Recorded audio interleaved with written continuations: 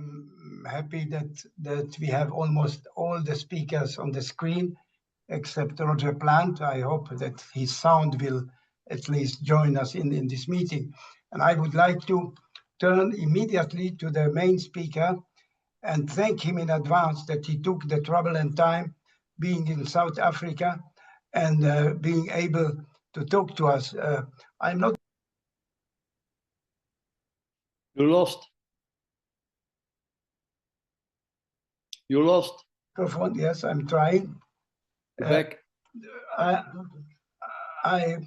I'm not going to introduce Mark in a special way because everybody seems to know him.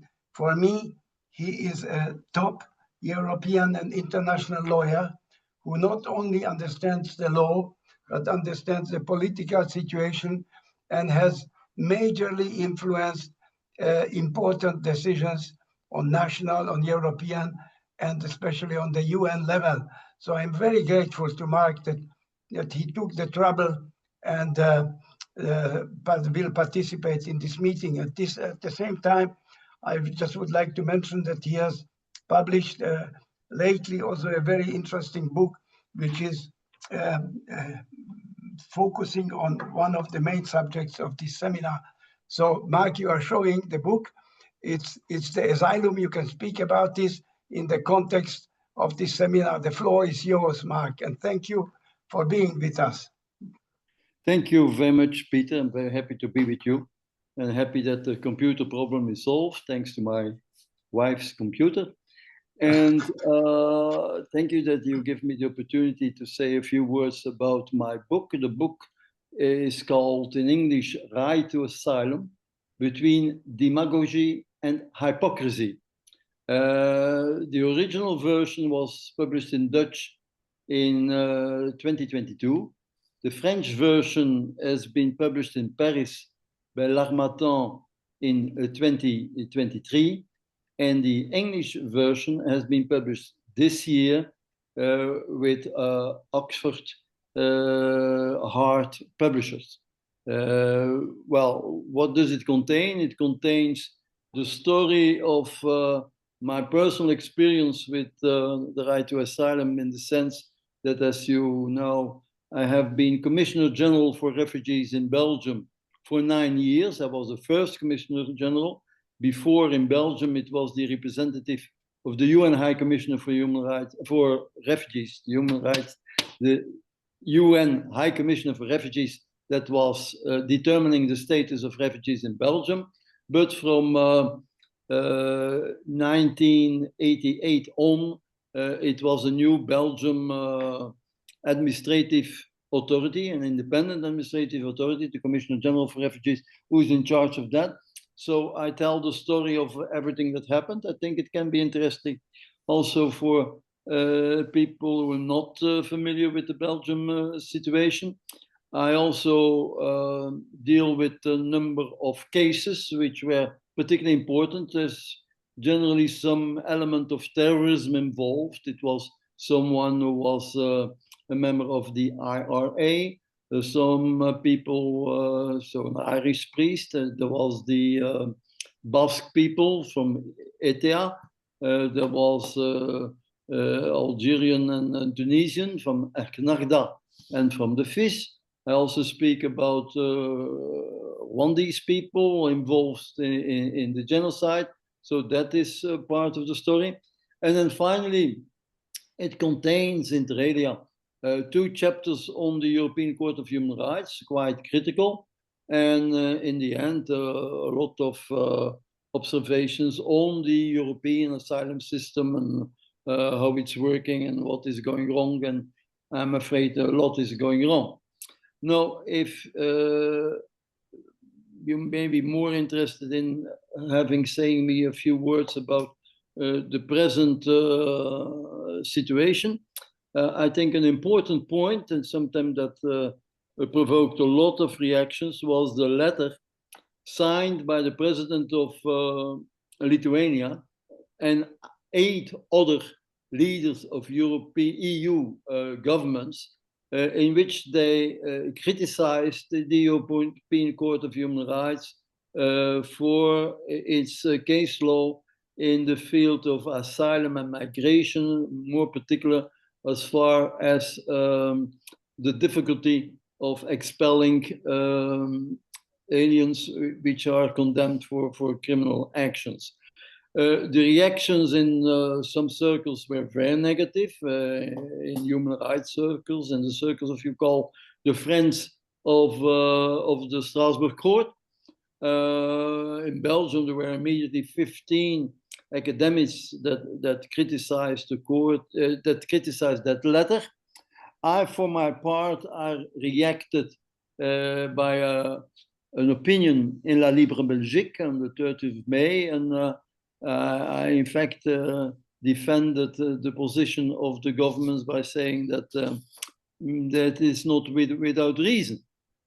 Now, the reactions are going on.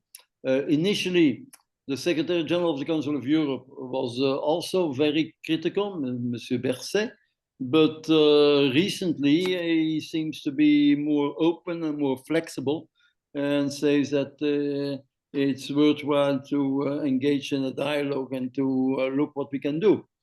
Moreover, I have been told that the number of 9 has been expanded to about 20.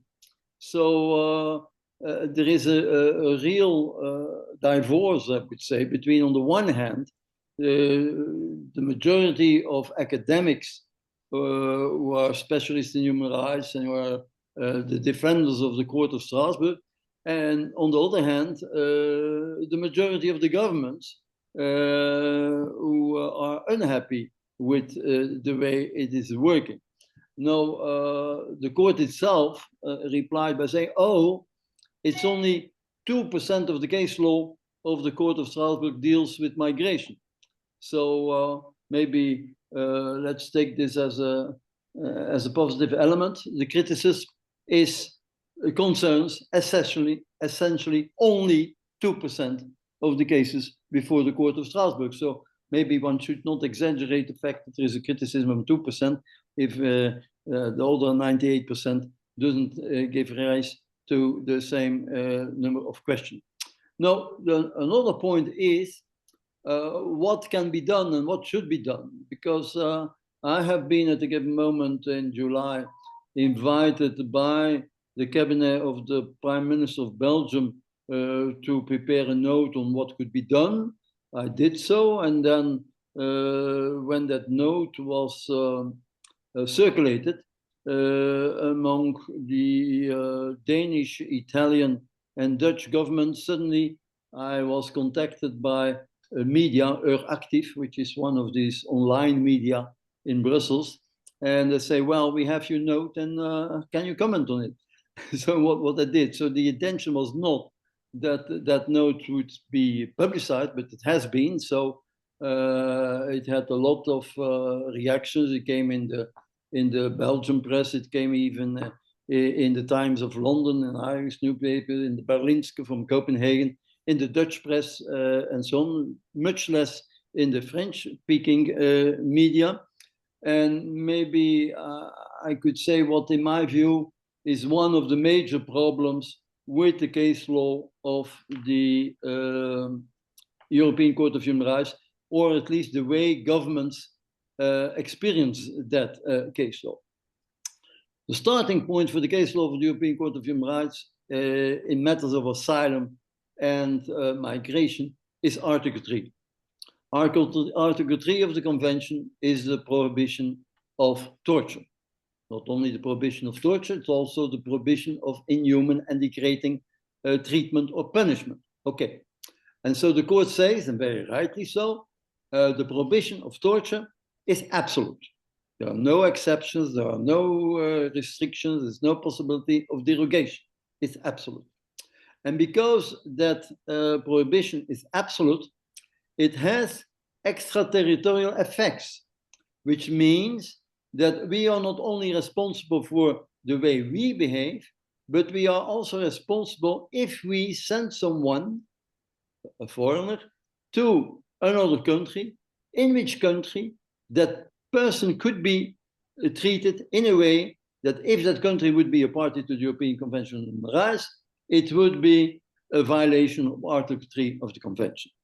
And so it creates the idea of extraterritorial effects because of that absolute character. And it also creates an indirect responsibility. An indirect responsibility. We are the state in question, the state party to the European Convention, is not condemned for what it does. It is condemned for what another state does, but a person has been sent to that state by a state party to the European Convention. Now, where it's becoming problematic, I believe, is when the court has interpreted Article 3 in a different way than the classical, traditional meaning of the prohibition of torture. The traditional meaning of prohibition is torture. It's an obligation not to do something, not to torture something, not to inflict inhuman and degrading treatment on something. It's not doing something. But the court went further and it said, no, it also contains positive obligation. And so in the case MSS against Belgium and Greece, the court stated that Belgium was responsible for having sent an Afghan to Greece in the implementation of the Dublin regulation, because the asylum system in Greece is not perfect, to say the least, and the reception services for asylum seekers in Greece is unsatisfactory. So, of course, that is a transformation of an obligation not to do something into an obligation to do something. And I would believe that one of the reasons why the prohibition of torture is absolute is because to respect that obligation, that doesn't cost any money. Even a poor state cannot torture anybody. But if it is about the services provided for asylum seekers, that can cost a lot of money. And so I wonder whether the same absolute character can be attributed to the prohibition of torture in its positive meaning as it is the case in its negative meaning. That's one problem. The second problem is that according to the European Court, this applies also among EU member states and definitely among state parties to the convention. So that raises another problem, and that's the problem of the mutual trust in the EU. The principle in the EU is that every member state should assume that another member state respects its international obligations. Now, this is an exception because the court of Strasbourg said, no, before you may send someone to Greece, and then it's to Italy, to Bulgaria, to Hungary, and the Dutch Council of State said recently, to send someone to Belgium, you have to examine first the human rights situation in that other EU member state. Now, this is not compatible, I would say, with the principle of mutual trust. And I think it would be something maybe that should be examined closer, sorry, because a lot, the whole application of the Dublin regulation is undermined by the case law of Strasbourg. And I believe that one of the major reasons why there are problems with migration, definitely in a country like Belgium, we have mainly secondary migration. It's very rarely that someone comes straight from a third world country where his rights are violated into Belgium. He comes first to another EU member state or another state party to the European Convention. And so we are confronted with secondary migration. The Dublin regulation is supposed to take care of that, but because of the case law of Strasbourg, this is extremely difficult and that doesn't work. So that is one, I think, of the major problems the state parties to the convention in general, and the EU member states in particular are confronted with in the field of migration. It's not the only one, but it's one of the main issues raised by the system. I don't know whether I have some more time. You want me to stop now? Or otherwise, I could speak about the approaches, other approaches to for the future. Well, if you could do it in a few minutes, yes, Mark, we would be very grateful. Well, now I have to be honest and to say that I will confer to a German professor, which I met by email recently, Professor Daniel Theim. Professor Theim is a professor at the University of Constance, Bodensee, if I'm correctly informed. And he is a real specialist of the European Convention on the one hand and problems of asylum. And he says that we are now, the future, if you look into the future, there are four possible scenarios. First scenario is the dynamic interpretation of the European Convention of Human Rights goes on.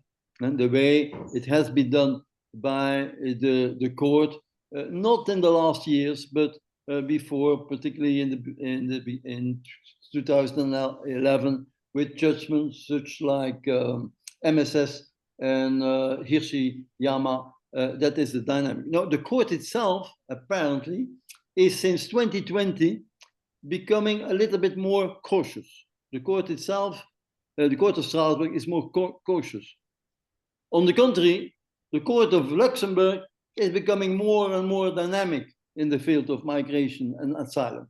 So the dynamic interpretation is pursued by the Court of Luxembourg more nowadays than by the Court of Strasbourg. So that's the first continued dynamic interpretation, which is favored by most human rights experts and also most asylum experts in the world, and in Europe in particular. The second scenario is a scenario of standstill. So we don't go backwards, but we don't go forwards. We stay where we are, and that's more or less the position taken by the Strasbourg court nowadays. So it is somewhat more cautious, somewhat more prudent than it has been 10 years ago, 15 years ago. The third one is the destruction of the system. That we see worrying signs. One of the signs is in Britain, Mr. Nigel Farage, but also the Conservative Party. They are openly lobbying in favor of withdrawal of the convention. I would say, of course, that's, I think, a position no one here in the panel will defend, but it is a danger. And I think the danger is, if nothing happens, that danger could increase instead of diminishing. Fourthly, the fourth scenario is a scenario of transformation, and that's we try to influence the case law of the court in a way that makes it easier for governments to deal with asylum and migration issues. And there you have the idea of the drafting of a new optional protocol to the convention to face the challenges caused by asylum and migration. So that's an idea. I know that some of the governments that took the initiative of that letter of May of this year are thinking about it, and that is something which I think I would also favor for myself. So what we should rule out is withdrawal of the convention. That would really, I would say, catastrophic. But the standstill is also something which I'm afraid is very risky and could lead to what we precisely do not want, and that is the destruction of the system. So those are some of the comments I wanted to make. Thank you very much. Professor Baron Mark Bossait, thank you very much for this very thorough presentation you have made about the architecture of human rights, especially in Europe. So we have to see what alternative and what possibilities do we have for the future when looking on the political scene. Now I have the next speaker, Andreas Halbach, who is himself a lawyer and has represented the UN and IOM and other organizations in a number of very responsible positions.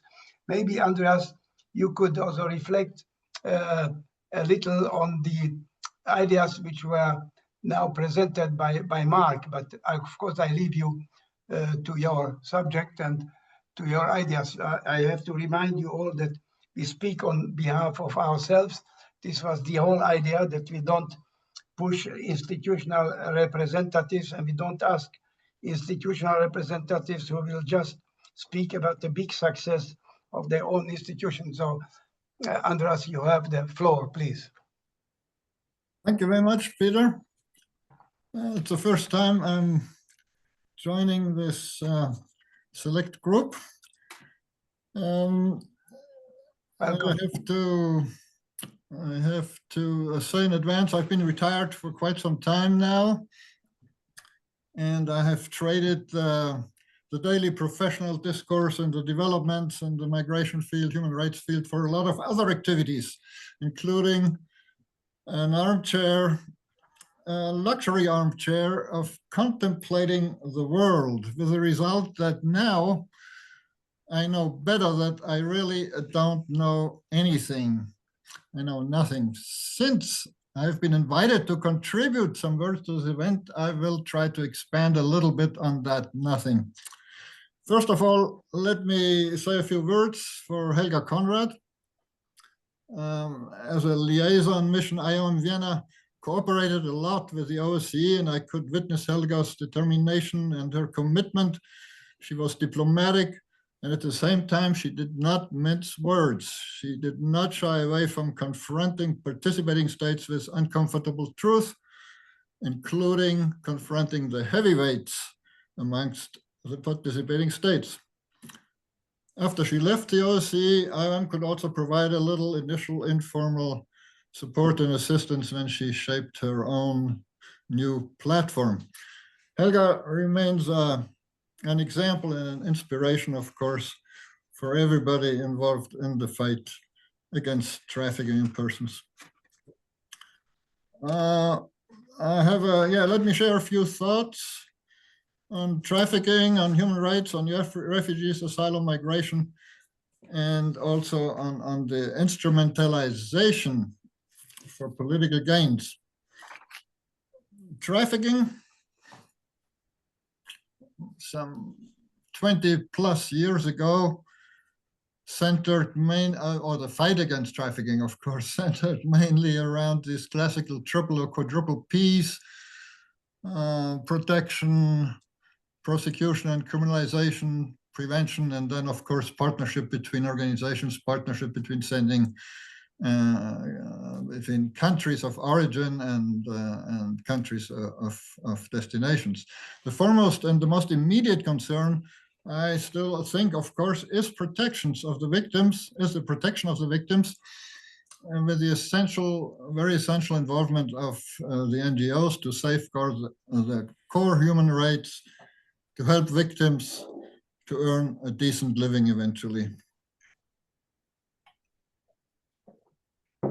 The second P, the criminalization and prosecution, is actually a specific form of prevention, locking up the actual perpetrators and then hoping to deter potential perpetrators. But I think there's just about too much money involved and too much corruption going around for prosecution to have a real significant impact. So protection and prosecution are really very concrete points of intervention, and the remedial impact can be measured, can be seen. However, that is only after the damage has been done already. So that leaves really the third P, the prevention, which I think is really very important and maybe too neglected. It's a complex and diffuse issue, but it's very complex to prevent the damage before happening in the first place. The focus is not on the actual victim in destination countries, but on the potential victims in the countries of origin. So in the past, or now too, of course, information campaigns have been quite a good response. But of course, they also tend to make migrants think they now know the tricks and they can avoid the risks. So I think potentially really more effective prevention could be to identify main recruiting pools, main recruiting areas in specific countries, invest in development, and foster economic opportunities. So, so people don't have to migrate and don't have to fall victims to the traffickers. Of course, this is just the old song of getting at the roots of migration and the negative consequences. A few short words on human rights. The speaker before has, of course, much more expertise than I have in this field. Let me just say, or what went through my head in my armchair when I'm contemplating the world is the First Nations of the rule of law of habeas corpus from anthropocentric focus of the Renaissance to enlightenment and to liberté, égalité, fraternité. All this over the ages, human rights had to be wrested from the powers that were. And with the development of democracy and the two world wars, development of human rights accelerated considerably. But then they got mired again in the Cold War. And with the end of the Cold War, began really the most productive phase with a plethora of conferences, conventions, legal instruments, rapporteurs, etc., etc., etc. So it's probably safe to say that core human rights have a claim to universal legitimacy across all cultures. But some other rights might have different values in different cultures. And that, of course, needs to be taken into consideration. However, now the whole architecture as such is under siege, I think. Governments, as was said before, in their most radical, or not governments, but some politicians, think of leaving or propose leaving the Council of Europe altogether. Governments ignore the rulings of the court. International law is being flouted. Civil rights are undermined. As is the rule of law and general democratic principles. And what's really interesting, or not interesting, but it's obvious, moreover, the trend is not only originating top-down, but it also develops bottom-up. So using the very democratic institutions to undermine democracy. Russia, China, now even the USA, all the big guys are affected, if not to say infected. So human rights and their defenders become, again, I think, more important than ever in recent history. A few remarks on refugees and asylum. Very topic or sporadic. Some seem to think that the Refugee Convention and the right to non-refoulement should be amended, if not even junked. But I think it's absurd in a time when more and more persons are again persecuted for political and other reasons, just like in the Cold War. The difference is, then it was about competing ideologies. Now it's about simply suppressing freedom, about authoritarianism, about imperial ambitions, about blunt power and corruption. As to the protection of refugees fleeing from war situations, challenges are bigger than ever. For example, the Commission's Temporary Protection Directive was a good response. It was activated for the first time for the Ukrainians. And similarly, and on another national level, for example, Chancellor Merkel's reaction to the Syrian refugee crisis, I think, was a real courageous and deeply humanitarian gesture. Everyone remembers her, I would say, almost iconic saying, "We can do this. Otherwise, this country is not my country." I think it was a really rare example of a politician going out on a limb to lead society in tackling a huge challenge. But overall, obviously, capacity and will of politicians and society to respond become more and more stretched. Then a few thoughts on migration. The UN Compact for Migration is a result of a long-winded negotiation process, but I think it sends a good signal. The Compact has no immediate impact. It is a reference for policymaking. Policymaking is difficult, as shown by the almost by the Herculean efforts of the EU to shape a common approach to migration. Over 20 years ago, the Commission began to formulate some good ideas.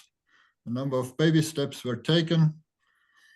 The flows of goods, services, finances are quite manageable, but the flow of persons, I think, is another story altogether, because persons have their autonomous ideas and what to make in and of their lives. As I say, migration is the unfinished business of globalization.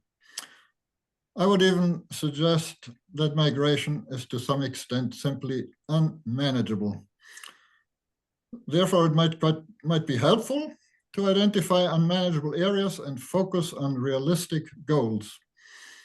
And I also think a major shortcoming of national and EU migration policy is an emphasis on the defensive reflex, an emphasis on defensive measures, a focus on irregular migration, on border management, on counter-trafficking. All those dominate the agenda. The partnership with the countries of origin is also on the agenda, but very much it ends up with cooperation on return, migration, control of immigration, etc., etc. And the tackling of the root causes, of course, is a very complex and complicated task, but it moves into the background. On the other hand, of course, the countries of origin, they also always negotiate for visa facilitation, etc., etc. So it's really a very difficult task. And that leads me to some final remarks on the instrumentalization of migration.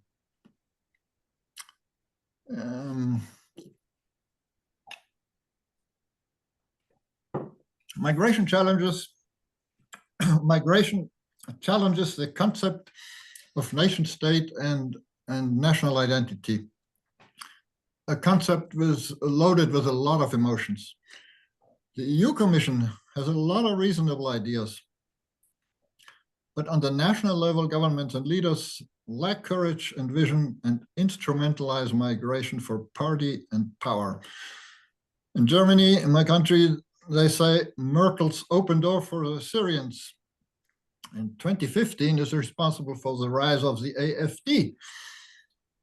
But if it hadn't been for the Syrians in Germany, the AfD would have instrumentalized other issues, such as anxieties or globalism, as they coin it instead of globalization, globalism with a felt loss of control.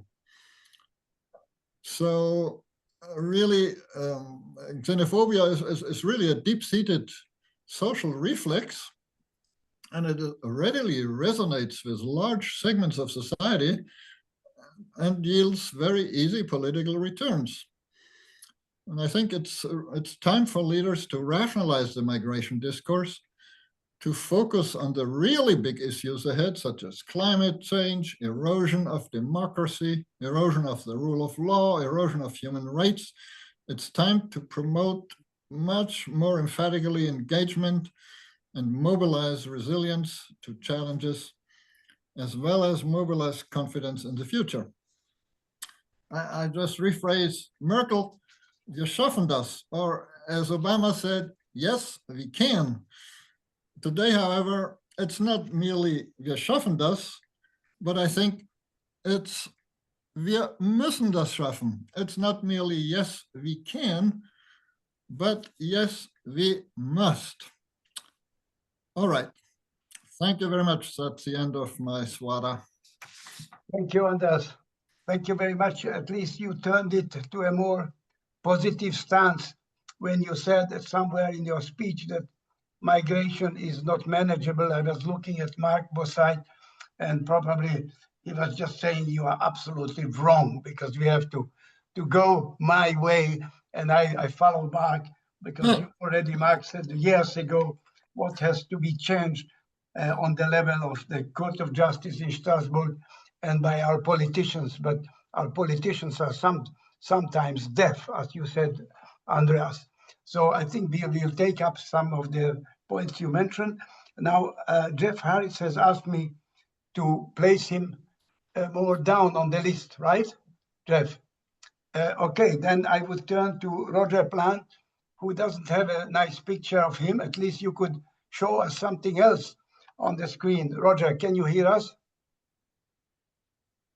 No? What can I do? Nothing? Roger has disappeared. Can you hear me? Yeah, we can. Did you wake up? I've been trying terribly hard to get myself on camera while listening to these absolutely excellent presentations. So forgive me for not appearing on screen myself. I had actually thought, Peter, that I was going to be the last speaker, and I was hoping to react to everybody else. Yes, but so it's you a bit can of already react to two very good speeches. No, suddenly to be put in position number 3 after these extremely learned and very informative statements, comments, and analyses by our 2 distinguished speakers. My job was actually, according to my invitation, was to, I thought I was to be concluding the conference with some solemn words reflecting the discussion and paying a tribute to the work of my friend, Peter's friend, and all of our friend Helga Konrad. So we're going to have to jump the gun. I'm not going to talk so much about the huge challenges that Peter set out before us. So they're some of the biggest challenges in the world today about justice, rule of law, asylum, migration. It would keep us here for about 3 weeks, I think, to begin to talk about these things. I'm just going to talk a little bit to bring Helga Konrad into the picture for this discussion, because I know we've got some very good friends of ours here. Just to introduce myself, I have worked for just about every NGO you can think of in the past, but then I spent much of my time with the ILO in Geneva. And one of my final job was to create and lead a global ILO program against forced labor, modern slavery, and human trafficking. And this I began in February 2002. And of course, at just about the same time, our dear friend Helga Konrad was moving from her work with the Stability Pact to be the first OSCE representative ambassador on human trafficking.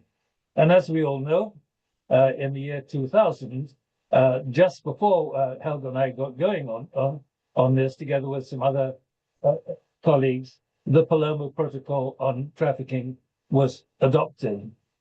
What I realized when I started this job was that practically all the emphasis at that time was on the criminal aspects of human trafficking, and of course on prosecuting the offenders and protecting the victims of sex trafficking, of trafficking for sexual exploitation. And my job was to try and do four things. Firstly, to bring much more attention to trafficking for labor exploitation, which of course is linked to the issues of migration, human rights protection, and asylum for all workers that we're having to discuss. And that was a very difficult task at the time. And I was enormously helped by Helga Konrad, who had pretty much the same approach and the same vision. And the second thing I was trying to do was to bring in all of the ILO's major partners, which is labor ministries, labor administration, and labor prosecutors, together with trade unions and employers' organizations and business, to see their role in action against human trafficking. So I think those were the two initial things. And the third one, well, I've already said it. The other issue was to bring attention away from sex trafficking. I was first invited by Helga in her OSCE capacity to a meeting in the north of Greece near the Albanian border, in Ioannina, in early 2003. And at that time, the Bush administration was in power. And I remember one of the representatives coming absolutely furious with me for diverting attention away from the trafficking for sexual exploitation to the wider issues, saying this is not what it's all about. And so we were continually fighting hard to change this vision. Now, I'm going to jump the gun a little bit and talk about Helga's more recent work. After she left the OSCE, she continued to be a speaker, expert advisor, and trainer. And above all, she sought to help and inspire others working in the field, particularly NGOs and those working with the victims, and also to prod governments to face up to the underlying causes of trafficking and exploitation. And she started her regional implementation initiative, which some of us, Peter and Evelyn, in this room were very, very much involved in, and I was myself. And every year we had an international expert roundtable, and the aim was to provoke, to discuss the key challenges facing European governments and society, and to come up with practical recommendations for action. And the themes chosen were never easy ones. The last of the roundtable, just a week or so before her very tragic and untimely death, the subject was how best to counter the toxic interface of migration, human trafficking, and related labor exploitation. And Helga made her usual dynamic contribution, questioning all the speakers, and the large attendance was an indication she'd lost none of her powers of concentration. So I think it's fair to say that having looked at developments over the last 10 years, and perhaps even 15 years and more, trafficking for labor exploitation is now considered a mainstream issue. The reports of major international organizations, they now provide evidence of the severity of labor trafficking, UN Office of Drugs and Crime, for example. But I'd say that 20 years ago, it really took vision to address these broader dimensions. Helga was always ahead of her time, and I was fortunate that she gave me the opportunity to support her vision, inviting me to address her various high-level OSCE conferences. That was Helga in her official OSCE capacity. But now I want to talk a little bit about the person. Those of us who know Helga know she fought hard, she had vision, she had courage, but she had humor. And she was a wonderful friend to us all. And she was a strong personality. And I remember being invited in my early days to address OSCE ambassadors, the residence of the Belgian ambassador. And as I got, again, my job was to try to alert them to the broader aspects of action against trafficking. And it was a lunch. But as I got into my stride, I felt a sharp pain in my ankle, and I saw an elegant boot withdrawing from it.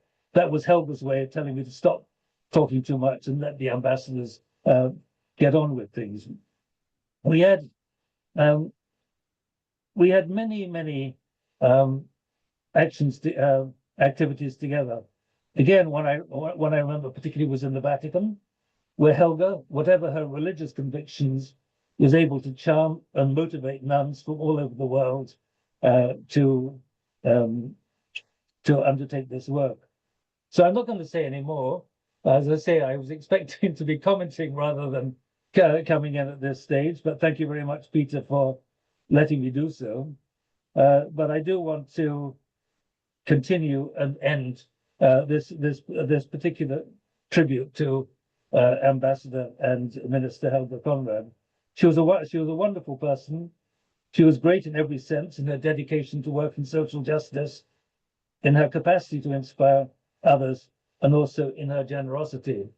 But I think what we realized over the last 2, 3 or 4 years, that she really was trying extremely hard to get, hopefully, an opinion-forming, an influential group of people together to really grapple with the issues that our first 2 speakers have been talking about: the rule of law, the need to bring together the work against trafficking with the wider efforts to have a sensible approach to the treatment of migrant workers in the modern world. We all know that these are some of the most difficult issues of our time. We've already had some reference to the dangers of the right-wing leaderships the right-wing politicians in my own country who are trying to pull out of these human rights instruments. Helga was always banging away at this, the relationship between work for the protection of migrant workers, broader human rights issues, and the promotion and protection of human rights. So thank you, Peter, for inviting me here. I'm very sad I can't be with you in picture. I'm still struggling to do so, and I look forward to hearing the rest of the panelists. Thank you very much. Yeah, thank you very much for your kind words on Helga and her work, and also touching upon your interest and future work. And now, thank you very much. And I'm turning to Evelyn Probst, who is a psychologist who has initiated a lot of projects in Austria and in Europe. And she's vice president of the Austrian Society of Fighting the Violence Against Women. And you have several other functions, but I'm not going to mention it. It's all written down. The floor is yours. Please, Evelyn. Thank you, Peter. Thank you, Peter, for inviting me to this kind of think tank, since it looks like a little bit as this round table, as Helga always did it, getting a couple of people together who had thoughts on trafficking and how to embed it into the broader needs and political debate. I also would like to start, as Roger, with my honor to Helga. And I very much remember her when the first time when I met her, and this was in 2000, a couple of days before she started at the OSCE. And she visited the Austrian NGO where I was active in these times to ask the NGO before she started her work, what do we think about what she should do and what is important in the field of anti-trafficking. Beforehand, she was the first minister in Austria who financed anti-trafficking work. So it was no coincidence that she visited this NGO, but it was also one of the symbols which was part of her work all the time, that she gave an important voice to the civil society organizations. The second time we met was in Palermo when the UN protocol was signed. She was there, I was there. I was new. It was the first time in my life that I had been in such a meeting. She was already a former minister, but now one of the first posts specifically on trafficking. And she said, let's go out for lunch, and I'll give you a little bit of a frame, what we are doing here and for what, and I really want to know what you think. And one of the most important things she said in this meeting was, Evelyn, you know that I had a little bit of a difficult time after I left the post as a minister.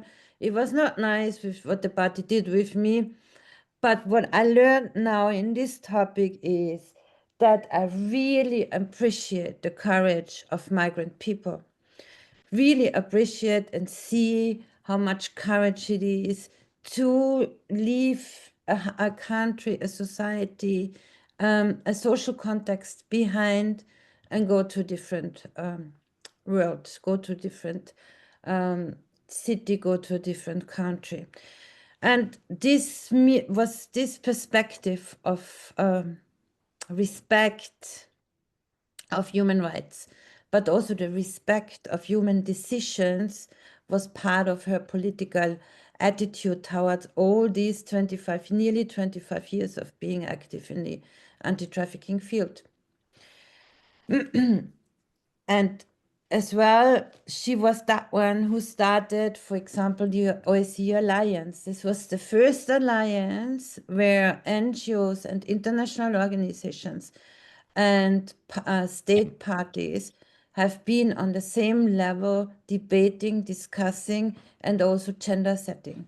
I know that one of her interests was that we act together, that we don't doublify, that we don't do the same initiatives that we really do it jointly with the perspective of changing the field.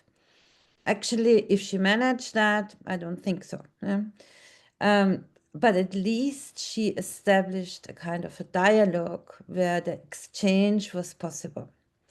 At the same time, I remember, and this leads me also to the moment now, but I will step a little bit back and forth, that me and the founder of the organization, Lefe, who was an exiled woman from Latin America who was a political refugee, we went to one of these first OSCE conferences where we haven't been part of the alliance because we have been a tiny NGO, and we rejected her offer in these times that we take over the police trainings for Europe, because we say, no, this is not our task. This is not the task of a tiny NGO which really works with the trafficked women and girls to do trainings for all the police in Europe. But we went to the conference, and the biggest focus of my coordinator in this time was the sentence of decriminalizing migrants, decriminalizing migrant women, having access to human rights for trafficked persons.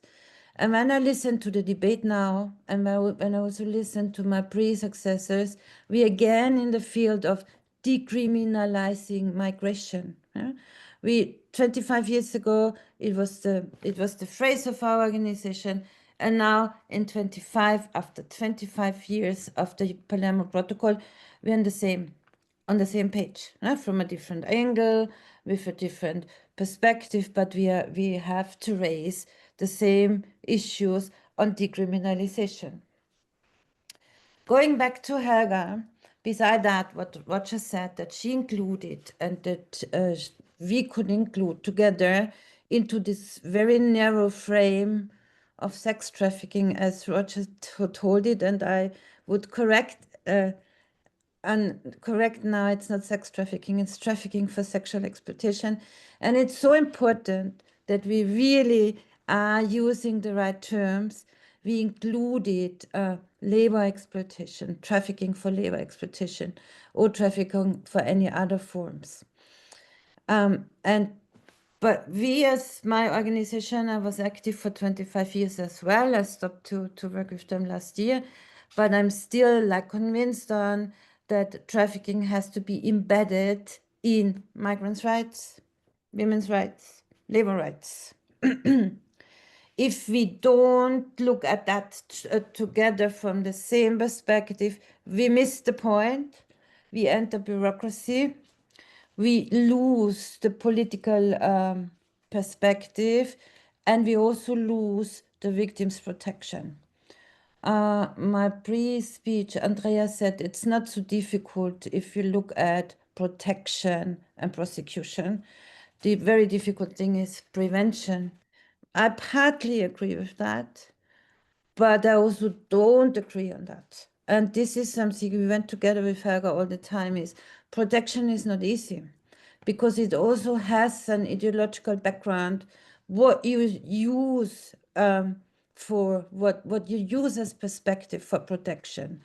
Do you use a closed shelter where people are kept in, which was an idea at the beginning of the 2000s, even building a closed shelter in detention in Serbia was a project which was proposed to the Austrian government.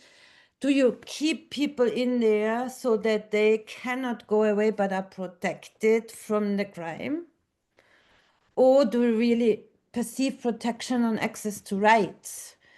And we won a couple of cases on the level of the European jurisdiction, as well as in Strasbourg, but also in the other ones.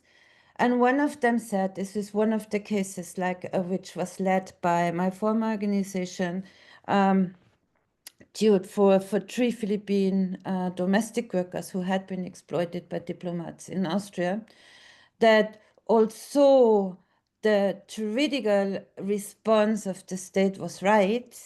So there was no other option in the criminal field to go after the traffickers. But as well, the protection which happened was right.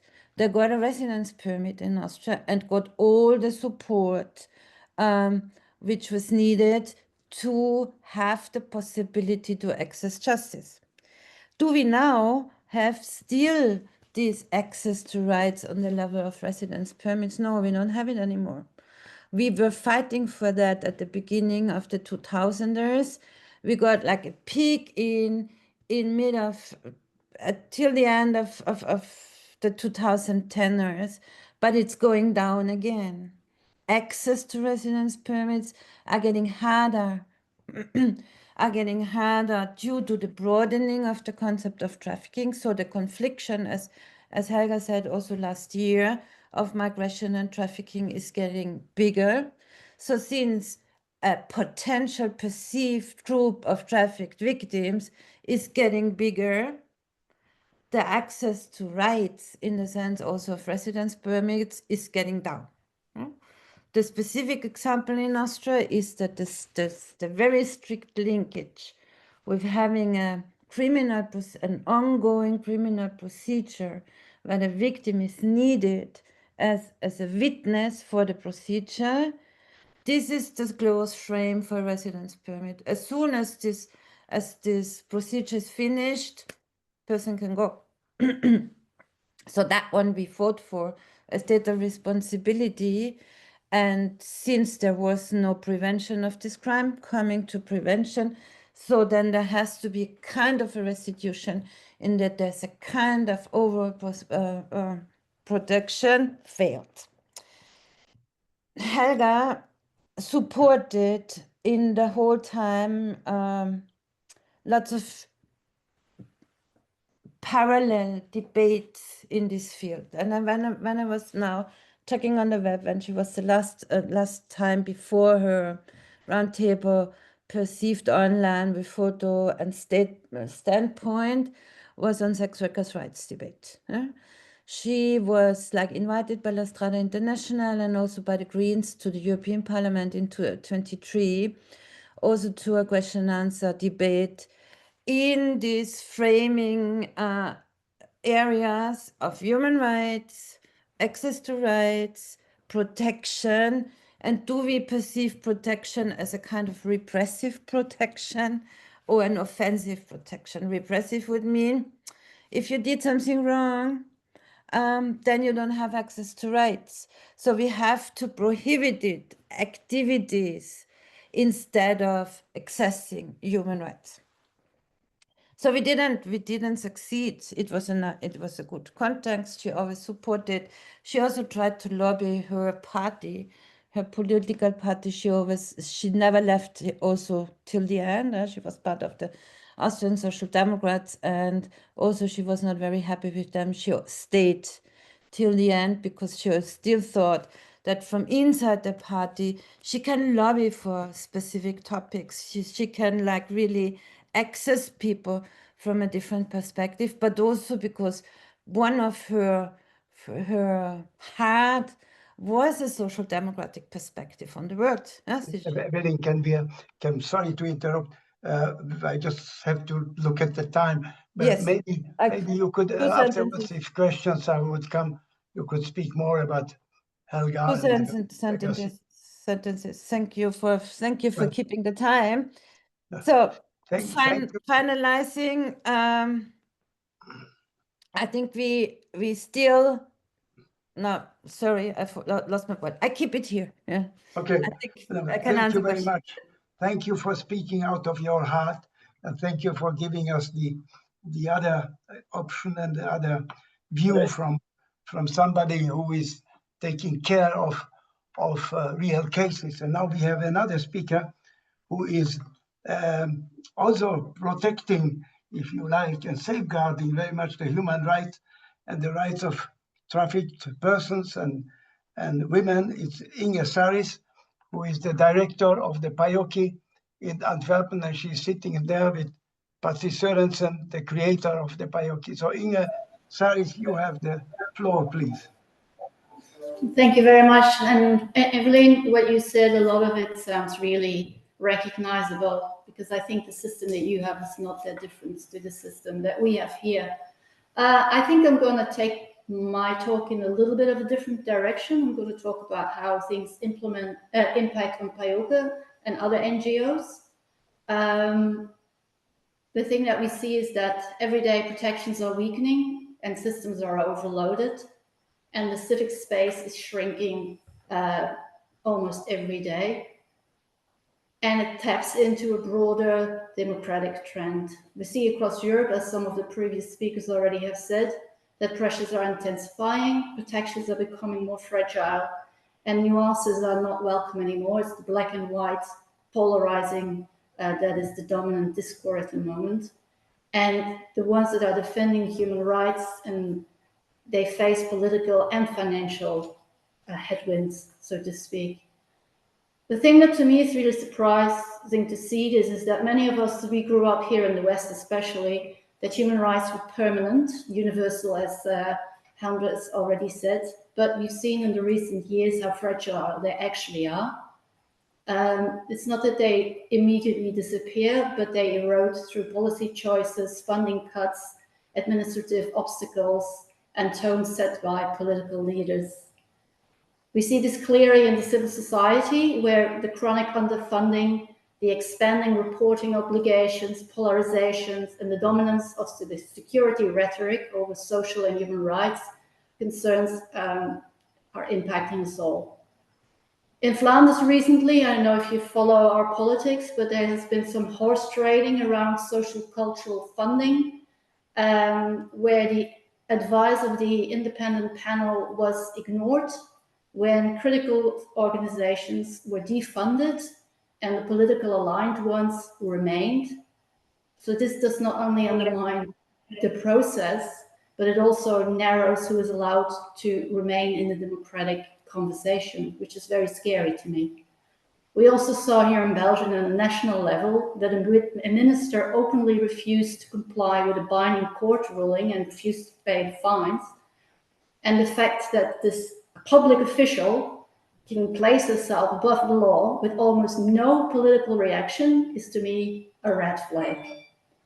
You see that accountability is weakening and that the public attention is no longer there. And framing matters too. The thing that I find really interesting is that when governments fund private sector, they call it investments, but when they fund civil society, it's called a subsidy. So the one implies value and the other implies a burden. Now I'm going to talk a little bit about the daily practice. I know that you said, Peter, we cannot talk about our organization, but I'm going to do it anyway, because I think PAJOK is an example of an organization that is impacted by all of this. So over the past year, we have seen a rise of more than 50% of new victims coming into PAJOK. And our referrals are also rising sharply. And the cases of people that we see are more complex, and it all has to do with everything that's already has been said by the previous speakers. But these complex cases require long-term support and multidisciplinary involvement, but we don't have the resources to do these things. My staff are actually at breaking point, the morale is suffering, and retention will become more difficult if this is not solved. But what's worse is that the capacity to offer timely and safe support diminishes. We must prioritize every day, reduce our support, cut corners, and those are choices that directly affect the recovery, but also the rights of the victims that we support.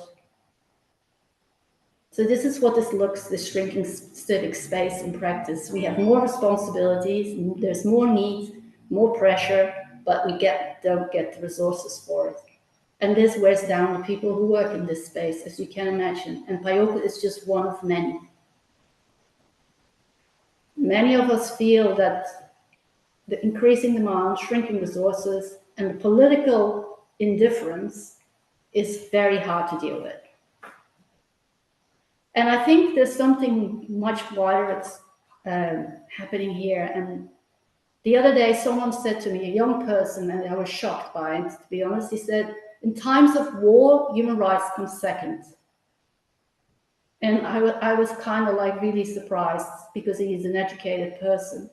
And I thought that the Universal Declaration was especially written at a time to say that dignity needs to be protected in moments of crisis and war. So they are no longer seen as universal by a lot of people, which I find terrifying. What also happens is that when we as a social society weaken, the victims don't disappear, but they disappear out of sight, which we also see in the migration discourse. Security budgets go up, as has already been said as well, but the social and human rights pillars, they keep shrinking and don't get the support that they need. I don't think it's accidental. I think it's a political narrative and the polarization that other people have spoken about. So where do we go from here, I was wondering. I don't think we need more frameworks. We have the EU Anti-Trafficking Directive, we have Greta, we have natural reference mechanisms, we have all these things in place. But what we don't have is sustainable funding to implement what we have and to implement the civil societies to hold governments to account. We also no longer have the money to travel, which I think is a problem because it's by meeting people, looking them in the eye that, like you all talking about Helga, is how you met, how you connected. We don't have these opportunities anymore. So what do we need? I think is we need long-time predictable funding for NGOs. They are not linked to political cycles, which often is the case. Budgets must be implemented from the start when new guidelines are being developed. There needs to be safeguards that governments cannot punish critical NGOs. And we need to recognize that civil society is part of a democratic infrastructure. It's an essential and not an option. Because I don't think you cannot claim to defend human rights while you starve the actors who make those rights real. And I think the cost of the failed prevention is always higher than the cost of a functioning support system. So I say that civil society is not an accessory to democracy, but it's one of its foundations, and it's on us to protect that and make sure that it doesn't disappear. I think that's me. I'm trying to stick within my 5 minutes, Peter, as you told me. You are very generous. You are the co-organizer of this meeting, and I repeat, very generous that you give us the time. And also, I thank you very much for being so precise on the message you are putting forward. And I think we will react to that, because now we have Ambassador Peter Schatzer, who has immense experience in leading positions in the UN, in the international organizations, and in cooperation with parliaments, and in many other activities on the political field. Peter, I'm not going to influence your speech, but I just, from the former interventions, we can hear, what do we do? The human right, the cult of human rights is under pressure. The governments are under pressure. The NGOs are under pressure. Our democracy is under pressure, and we have no money. This would be the pragmatic conclusion, beginning with Mark Bossait. Where do we start with the reform? Now, Peter, I'm sorry, I'm not throwing it at you, but I just thought I make a small scissor. You are free to talk with your prepared contribution. Peter, the floor is yours. Thank you. Well, it would be a bit too late to completely change my notes that I have prepared for tonight. But of course, the analysis is pretty bad. The situation is tough, and the situation is not improving, and we've heard what is happening. I don't have any specific answers. I have some partial suggestions, maybe, that I'll mention in the next few minutes, in the 5 minutes that I have at my disposal. But let me first also talk briefly about Helga Konrad, the reason why we are here today, and the sad reason that we have to commemorate her rather than discussing with her all these points. Personally, I had the privilege to meet her for the first time at the Women's Conference in Beijing in 1995, when she was the Austrian Minister for Women's Affairs, and I was accompanying IOM's Deputy Director General Ching Escalaire to this impressive meeting. And of course, later, like most of us, our path crossed at the OSCE, and even after I left IOM in 2015 and started working for the Parliamentary Assembly of the Mediterranean in Vienna, I always tried to attend her NGO meetings in Vienna because you really could feel that she was devoted to the subject, that she really wanted to change things, and she really wanted to use the little means she had at her disposal in the best way possible. So I felt supporting her just by showing up, by participating, by publicizing her meeting, and I got a few other organizations and participants to come to Vienna for this. I felt that she really deserved this, so we miss her. The meetings that she organized certainly kept the topic on the agenda and helped to maintain this network of activists, of policymakers, practitioners, and researchers alive. Because trafficking in human beings is, of course, just one of the many human rights abuses that continue being perpetrated.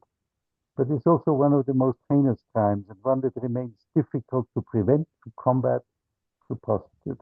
While the focus on types of trafficking, Roger has mentioned this, has certainly moved from sexual exploitation to forced labor victims more generally. And while much has been achieved in producing legislation and training law enforcement, the exploiters are not sitting idle either. And still, it's in many cases the fact that the evidence walks away or is too scared to testify due to the pressure on the victims and their families back home. And so the challenges are probably bigger today than they even were when the Palermo protocols were drafted.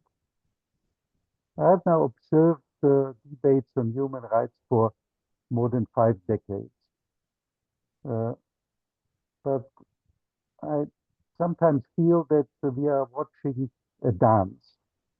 A few steps forward, a few steps sidewards, some steps backward. Many try to follow different tunes played by different orchestra. And in the end, the dancers haven't really moved very far, also because the dance floor hasn't grown. Actually, in many instances, it's shrinking. And our Western approach to individual human rights is more and more openly being questioned in other regions of the world. So I agree also with previous speakers. Human rights are, the way we see them, the individual human rights are under attack. And in addition, and this is, I think, one of the key issues here, as with international humanitarian law as well, the problem is how to enforce them. It's the fact that there is no real global mechanism to sanction violations. And I don't see any willingness to move in that direction. And just naming and shaming alone will not prevent other perpetrators to abuse the victims. So what would Helga Konrad do? I'm certain that she would try to continue naming the real problems and to indicate with the team she had shared around her NGO solutions. None of that would be perfect or would be complete. In fact, I would suggest to be wary of anybody who does promise simple solutions for complex problems. That, as I think in this forum we all agree, doesn't work, not just for complex questions like in the human rights field, but also for migration management that Andreas and others have talked about. Well, in light of the Global Organized Crime Index 2025, which was just published a few days ago, trafficking figures as number 2 globally, and incidentally for Austria as number 1. And that shows that so much remains to be done. As mentioned, I am calling in from Thailand at the moment, and here the media are reporting almost every day about raids that are now happening to whole towns organized by criminal syndicates using mostly victims of trafficking, forced labor that have been lured across borders to commit other crimes, mostly in the number 1 in the financial sector. And again, this shows not only that trafficking is the issue that continues to be with us, but it also shows that if you don't have states that are strong, or if you don't have states that intervene, and if you even have states that are complicit or maybe too weak to do something, the problems will only grow and will affect many, many more people. And that is why fighting against trafficking, fighting the fight that Helga Konrad has taken up, we need to continue with all the means that are at our limited disposal, and not to give up simply because the resources are getting fewer or the people that oppose those who want to carry this fight, these people are more loud today than they were maybe 5 or 10 years ago. Thank you. Ambassador Peter Schaster, thank you very much for your thoughts and also for your feelings given to the work of Helga Konrad. I think we will come back to some of your ideas which you mentioned in the further discussion and further interventions. Now I turn to if I may, to Ambassador Mark van den Reyck, who is also very known to you probably. He has taken up, after his rich and important diplomatic and political career, another job, and you will be probably talking a little about your work now in Greece. You are, I assume that you are in Athens, in Greece. And also, I hope that you will address some of the questions, Mark, on the political level. What do we do with the pressures we are exposed to when promoting human rights in our democratic societies? The floor is yours, Mark. Please. Thank you. Thank you very much. You can hear me? Very well. Yeah, okay, right. Much better than Peter from Thailand. Okay. First of all, thank you very much for having me. I am at this moment not in Greece. I am actually in Belgium. Tomorrow I will be back in Greece. And there I will not have to count the temperatures of the morning plus the lunch temperatures plus the evening temperatures to get to 15 degrees. Anyway, first of all, I would like to thank CEIPA and the organizers for this, because it's a timely tribute to Helga. I remember Helga from meetings that we have in the Vienna Rathaus. And also I remember her from the OSCE context, in which on behalf of the Smile the Child, the NGO of childcare and child protection in Greece, for which I am working as a volunteer at this moment, where we participated in the alliance of the OSCE, and also in the Council of Europe and in the European Union consultative forums for the civil society regarding migration. I have mentioned so far human rights, trafficking, migration, because those issues are very much interconnected. And you did very well in pinpointing the situation in your introduction, that there is this interconnection. And it's not a very positive interconnection, because we are facing a situation of regression of human rights. We are facing a situation of political instrumentalization of migration, and we are facing a situation of worsening, ever worsening, and becoming more complex trafficking. Let me start out with a couple of general observations. Since the Second World War, we have been living actually in a very stable and reliable environment, and that is in for change. History shows that every 70, 80 years, the world is turned upside down. We have had this in the past. We will have this later on. None of us will be around, but we are actually at the moment here, at the moment of the digital revolution, at the moment that there is a very much a situation that everything is being turned upside down. Now, various generations are viewing those things from their particular angle. The point of reference for every generation is when the period when he was starting his career, or she was starting her career, let's say around 25, 30, 35 years old. And everybody has another look on that. My sons, who are in the 40s, they look differently at things as what we look at. Most of us I have been observing are people of that generation, which is older, which are participating now. But the most important conclusion that one draws of that is that basically, if you had people on the panel also of people of 35 and 40 years old, they would agree that there are reasons for concern.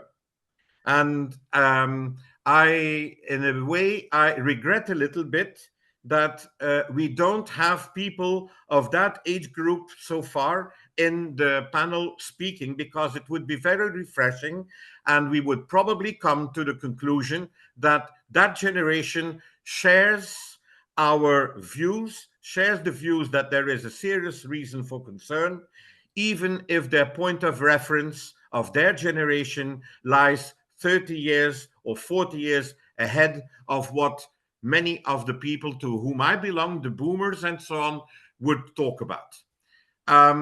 Let me go to a couple of elements that I would like to mention, which are those reasons for concern. First of all, there is no, to my feeling, there is no coincidence in the fact that we are talking about democracy being under pressure, and on the other hand, a regression of freedom of speech and freedom of thinking openly. The pressures are coming both from the right and from the left, from the extreme right and from the extreme left, both. So we're getting into a polarized society in which it is very easy to basically to force attacks on democracy, so-called by using democracy. In the 1930s, we had people coming to power democratically in order to do away with democracy. Let's never forget that. And history is bound to repeat itself if we're not careful. This situation, as we are living it today, is basically very much visible and exploited in the context of migration. We are living also in the issue of migration, an adverse environment with the negative political rhetoric on the side of the politicians, with reduction of funding. The people of PAYOK already referred to that, a reduction of funding, not only for civil society, but also for official bodies that are standing for democracy and for human rights. UNHCR had to lay off about 4,000 people recently. IOM is sharing in the same destiny, and basically many others are actually being reduced in their funding to the extent that either they are closing down the shop and that they're basically switching off the lights. So in other words, we have a serious problem on that side. It's not only on the level of nations, it's also on the European level. The fundamental values of our society are very much under pressure, not only by the societal dynamics, not only by national policy, but I dare say also, for instance, in the European Union. And I would like to take an example. I would like to focus a little bit on the EU Migration Pact. And I would like to focus on that from the angle of children.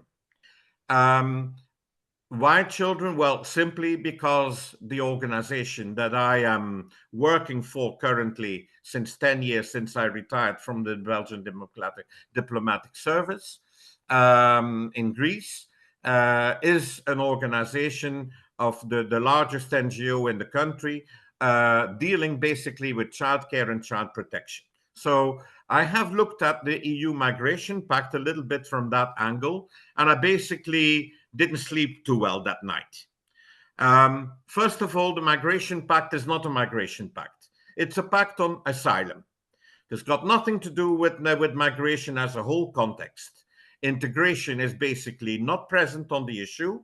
And apparently, the major issue that our society is facing, that the demographics forces to develop policies on migration in order to fill in our labor needs and our human resources capacities, that is something that has been completely forgotten in the so-called Migration Pact. This is not a migration pact; it's an asylum pact.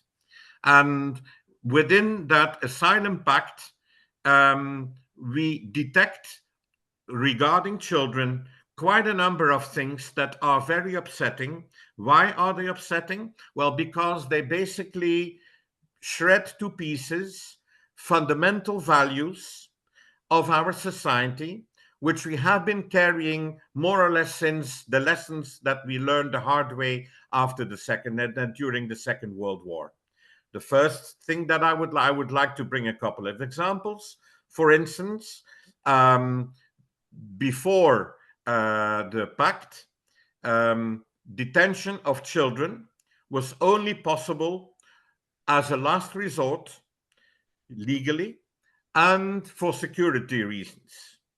We see today that detention of children, with the complements of the EU Migration Pact, so-called, is possible during the entire pre-entry period. In other words, before people are being processed. Secondly, another example, adolescent children in families that are detained for in awaiting either return or the processing of their asylum procedure. Adolescent children who are children as well, they can be detained for the same length of time along with the adult family members. That is not the same thing as unaccompanied minors, but when an adolescent is in the family, he can be put behind bars as long as his father and mother or his uncle who's accompanying is. That is completely against the rule and the fundamental value that you do not detain children. Furthermore, another example, and the last one that I'm going to bring forward with that regard, is that we shred also the primacy of the interest of children in that context, because there are only two options. It's either the asylum is granted or there is a return. When you talk about the return of a child, you should normally make a prior assessment of the impact of the return of the child when he goes to or when she goes to the country of origin. This is no longer in the Pact. You can now basically, theoretically, you can now bring back a child to the country of its origin because the asylum has not been granted, without assessment of the impact of the return on the child. So this is worrying. There are examples in other fields as well. The lesson that I draw from that, the conclusion that I draw from that, is that basically it's not only the issue that there is a societal dynamic of regression of democracy and human rights and so on, but that's actually being organized with legal texts in the hand. So basically it's actually much worse than just the societal dynamics. There is a political tendency that is translated into legal texts that are basically shredding fundamental values. There is also an element of hope on which I would like to finish, and that is that there are also good things happening.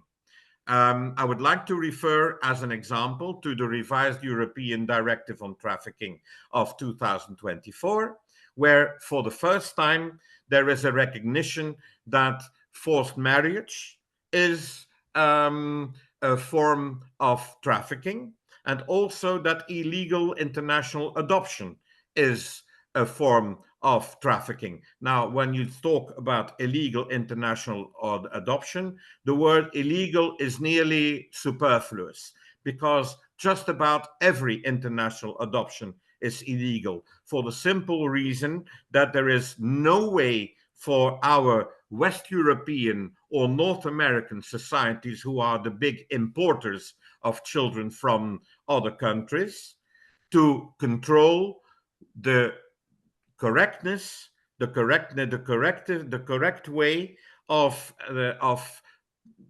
the procedure on the side of the country of origin. So when one should nearly depart from the idea that more or less all international adoption is illegal. And in that sense, I would like to end on a word of hope that there are indeed also elements that are positive in a rather gloomy general image.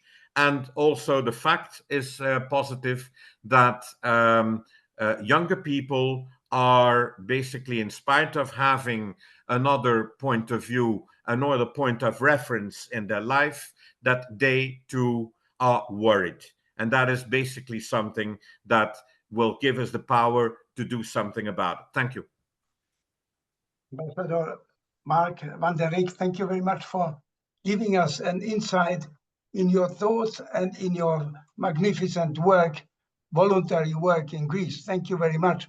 Now I have on my list of speakers Astrid Winkler, Jeff Harris, and then at the end, Patsy Sørensen. But before I do that, may I take the liberty to turn to Mark Bosside and just to reflect maybe one or two ideas, because they were very legal points which were mentioned by Mark van der Reyk. Would you like to respond on the right of children and return, forcible return of children, asylum granted, non-granted to children, please?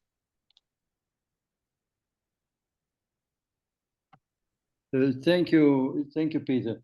I think we heard quite a number of interesting statements, and I heard also what has been said about the rights of children. I think, that I beg to differ, because first, I don't like to use the word of detention. I prefer to speak about retention.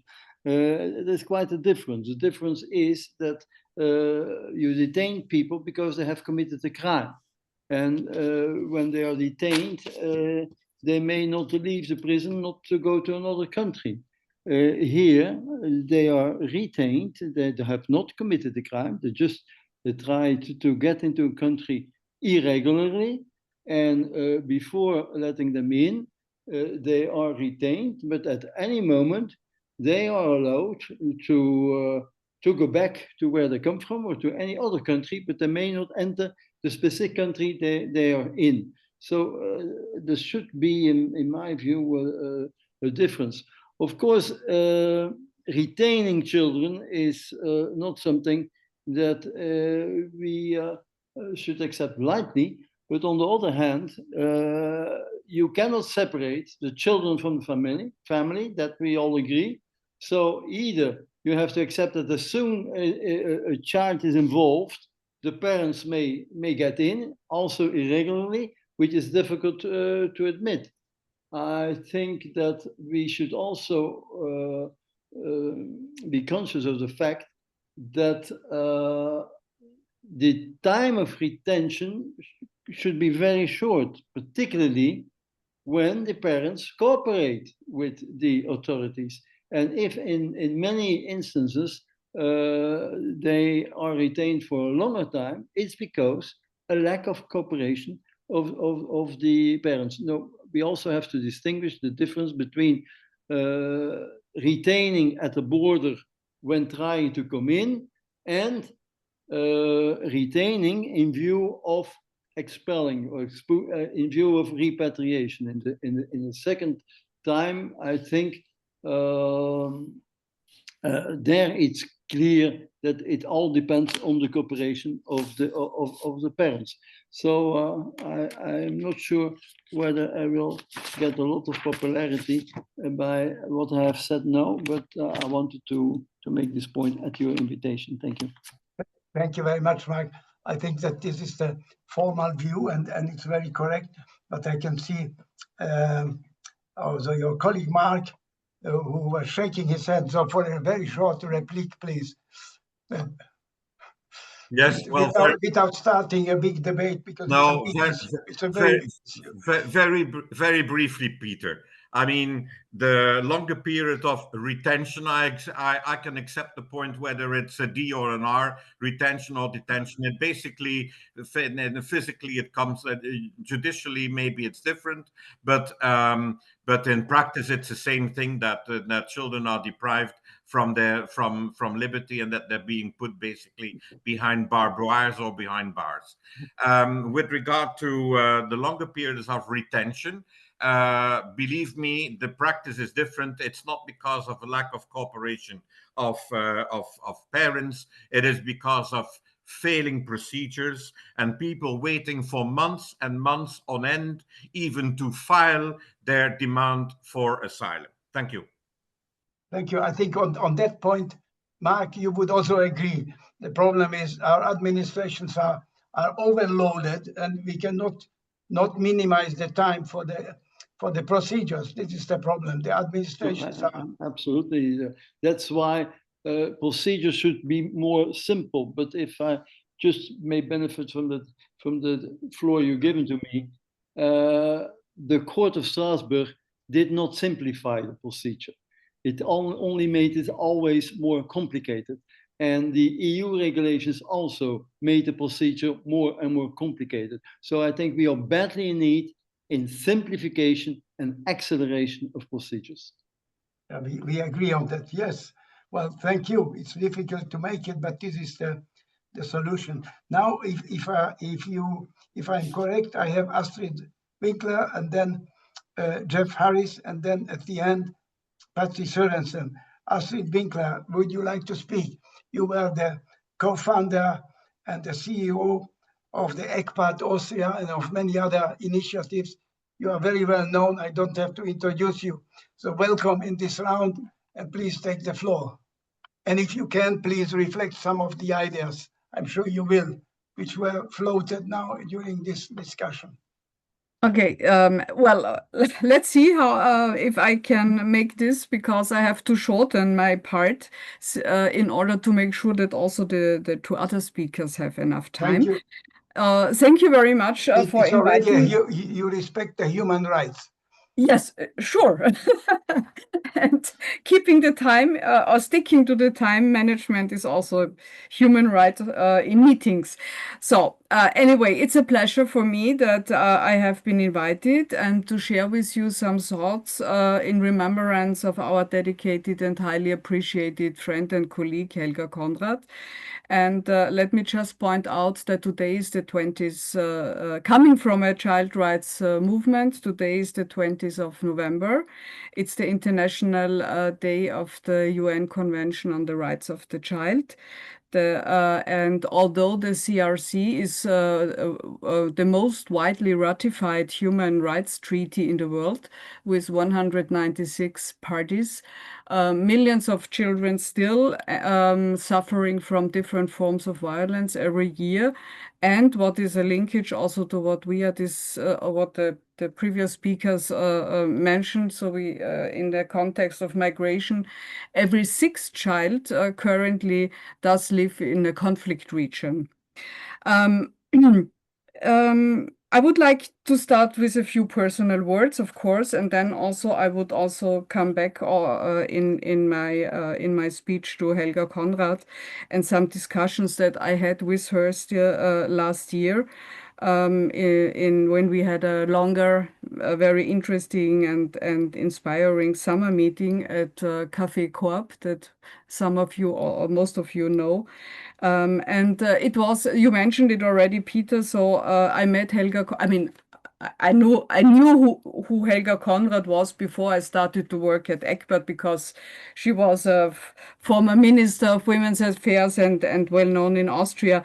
But my personal relationship started in 2003, when actually I had started to work with the ECPAT network 2 years before.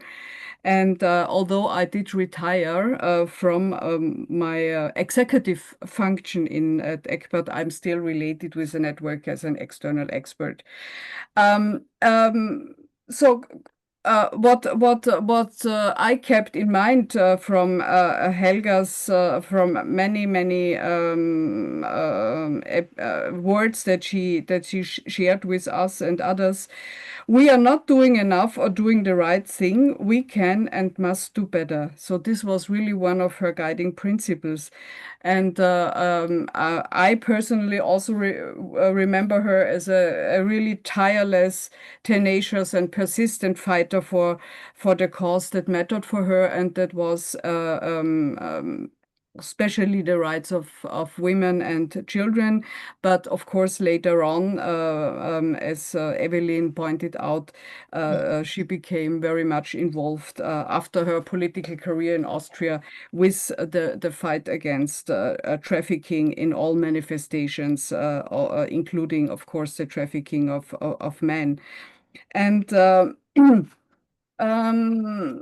yeah, she was. I mean, she was not only a very smart, strategic politician. She had also a big heart, and she, as also Evelyn pointed out, was always listening to NGOs, and she supported them also Egbert from the very beginning on, and through the entire period that she was with us with her expertise, her contacts, and her good advice. And I'm sure the title of this gathering today, New Challenges for Civil Societies in Times of Growing Human Rights Erosions, would really have goes along very well with her engagement fighting all sorts of human rights violations and erosions. And I did ask myself, how would Helga have commented on the current attempts of relevant political leaders around the globe to demolish and demoralize democratic achievements, especially also women's rights, human rights, as well as minority rights? And how would she have felt about the new wave of inhumanity in various forms? For example, in the form of deterioration of women's rights by the extreme right political movements around the globe, or in form of old anti-Semitism coming back in new forms. Growing human rights erosions are meanwhile widely spread, including, unfortunately, in EU countries. And Helga was not an idealist. She was a realist, convinced that political work and engagement can make things better and that there is no alternative to it. We did discuss last summer at this meeting also the massacre in Jewish communities on the 7th October of the year 23, an outbreak of cruelty executed by so-called Hamas freedom fighters, and especially the situation of Jewish women tortured, raped, taken as hostages, together with children and elderly, some of them later on murdered in Gaza. We spoke about this Jewish woman who did survive, but had been released later on, and who did experience re-traumatization due to the fact that their stories were questioned and simply not believed, other than in many other war and conflict situations in this world. Even worse, these female victims had to fight for justice and being recognized as a victim of gender-based violence exercised by male fighters and terrorists, even though this special type of war crime against women and girls is well documented and known by the UN since decades in many countries that are affected by war and conflict. We do live in a momentum of time where there is no consensus any longer, it seems, in many democratic societies on basic pillars of human rights. A victim, many of these victims are females, of violence cannot be sure anymore to receive empathy or sympathy. It seems to depend on which political, national, cultural, or social group victims do belong to in order to be recognized as a victim. Following this dangerous logic, even an outbreak of cruelty can all of a sudden be framed as an act of fighting for freedom, and those who exercising the violence are referred to as freedom fighters. Already starting on the very next day, on the 8th October, a worldwide new phenomenon of weird activism captured left-wing activists as well as academia, culminating in open celebrations in the streets as well as at university campuses, spearheaded by reputable and well-known professors, such as Judith Butler, honoring this violence as act of breaking the chains of suppression. The well-known Israeli sociologist Eva Illouz, herself considering her entire life as being part of the left-wing political movement, wrote a very, very inspiring and touching small booklet with the simple title, The 8th October, which does trace the wave of ideology-inspired happenings around the globe, culminating in celebrations of the massacre already starting on the 8th of October, refusing empathy for Jewish women and turning the victim's narrative upside down. a strategy that is known as victim blaming or victim perpetrator repentance. The event has shaken her deeply, and in her booklet, Eva Illouz, I quote her, traces how identity politics and theories inspired by French post-structuralism could become fertile ground for a way of thinking that ignores historical facts and their inherent complexity and stylizes Israel as the epitome of colonialist evil. I do recommend to read this booklet. It can be seen as a warning call for democratic societies, not just freeze in front of the significant growing human rights erosions. I'm sure Helga would have called upon civil societies to face this, if necessary, to fight, of course, with non-violent means. And she would have appealed to civil society organizations to cooperate and join forces and standing together in order to get a stronger voice towards the establishment. I would like to close also with an appeal. We must not accept deterioration of democracy and of basic human rights. We must not fall into the trap of politically instrumentalized victim-blaming narratives.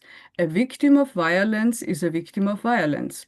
It must not depend on the political framework and its leaders, which the victim is part of or embedded in, since usually the victims did not choose this environment.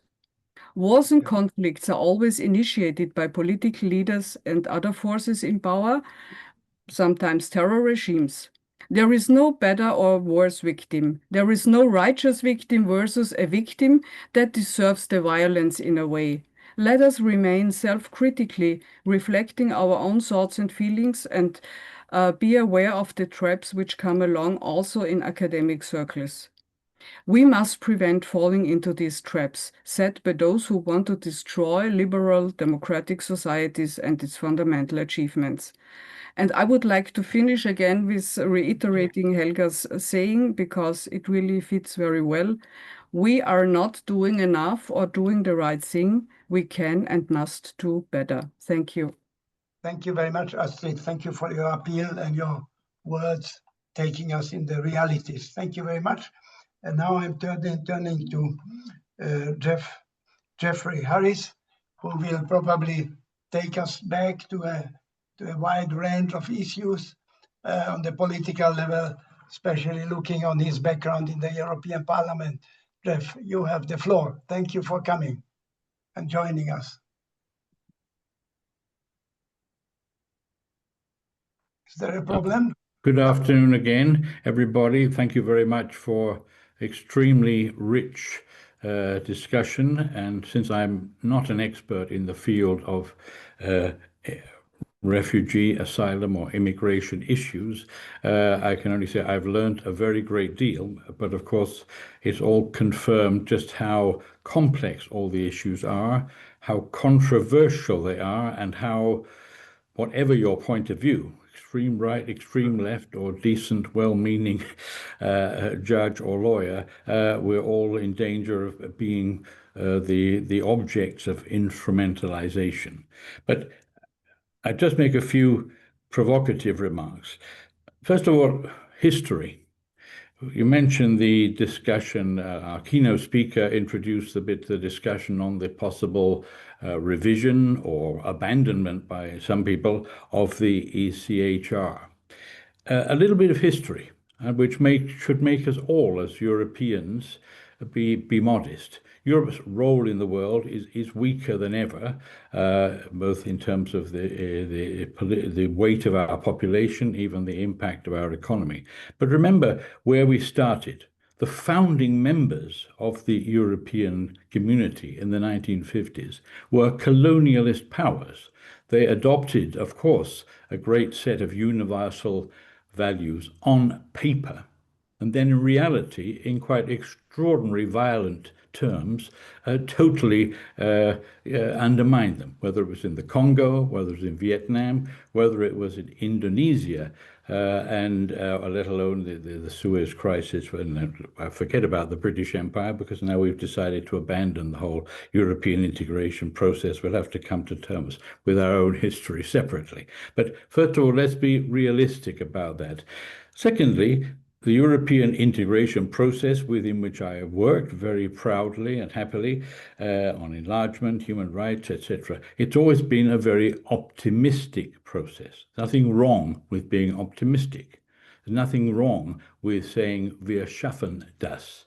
But when you say wir schaffen das, you might think about the implications of what you're doing, and you might even pause for a moment. Why are all these people coming from Syria into Europe? They're coming, in particular Syria, but of course it would apply to other parts of the world, but particular Syria, because Syria, the regime, with the help of Russia, is trying to destroy vast parts of the population, sometimes on ethnic grounds, sometimes on political grounds, and often, as we see in Belarus and Eastern Europe, generally playing with refugees, pushing them into the European Union area in order precisely to undermine our stability. And that has been a very big success, in my opinion, and itself is only part of a much wider attack on the European Union and its values.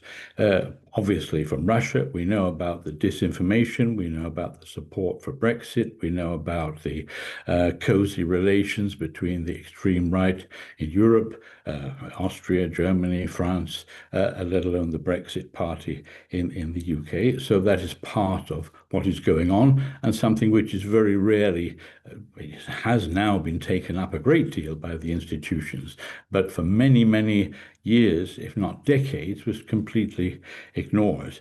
The other thing, reality, in a sense, maybe it's because a victim of success, Europe is perceived as somehow almost effective enough to be some kind of threat to American interests. And of course, we do have Donald Trump now, but a kind of undercurrent of skepticism about Europe's role has been around for years. I don't need to go into the details of the Iraq war, but the reality is that America also has been doubtful about how far European integration could go, and has not. And now we have explicit by J.D. Vance, Trump, and others effectively wanting to destroy the European Union. So a bit of history won't do us any harm. Also on the economy, I've noticed in the discussion, but not a lot of discussion about economic issues. Not saying if the economy was booming and everything was fine, we wouldn't have controversy about refugees and asylum seekers. But the reality is that the economic situation is itself a source of great anxiety and makes it, apart from the pressure on resources, which leads some governments to conclude that they should reduce aid to developing countries or support to civil society groups such as POK. I mean, that is also part of the political picture. And I beg to disagree with, I think it was Mark talking to us on his way to Greece tomorrow, I think, Ambassador. I'm not sure, I don't know about young people. All I can do as an outsider these days is to read the newspaper and to observe election results. It's no evidence whatsoever that we should have a lot of faith in younger people. I say that precisely, as I say, a little bit of a provocation, but where are the votes of the right or the far right coming from? Of course, some are going to the far left, but the young people, whether it's due to housing, cost of living, economic prospects, having to pay for your education for the rest of your life, these things are adding to the pressures on our society. Now, in that context, should we be totally pessimistic? Obviously not. But the trends are not very encouraging. One of the points, I think there I did agree, I think that was Mark also made that point, that civil society is something we refer to as something good, because we believe in NGOs. Some of you have worked in NGOs. As MEPs, you've cooperated with NGOs. But civil society can also be a bunch of racists. Yeah? I mean, you have an interesting political struggle on the right in Britain between the Reform Party led by Nigel Farage, trying to improve his image as a potential prime minister, and a sort of popular movement with no political party, no structure, led by Tommy Robinson, encouraged by J.D. Vance and Elon Musk. So there, the whole disinformation, technological aspects come into this. So that kind of mass movement of people waving their King St. George flags in the streets of London, one of the biggest political demonstrations probably since the Iraq War, which of course was not the same kind of people, but a white racist march, attracted hundreds of thousands of people.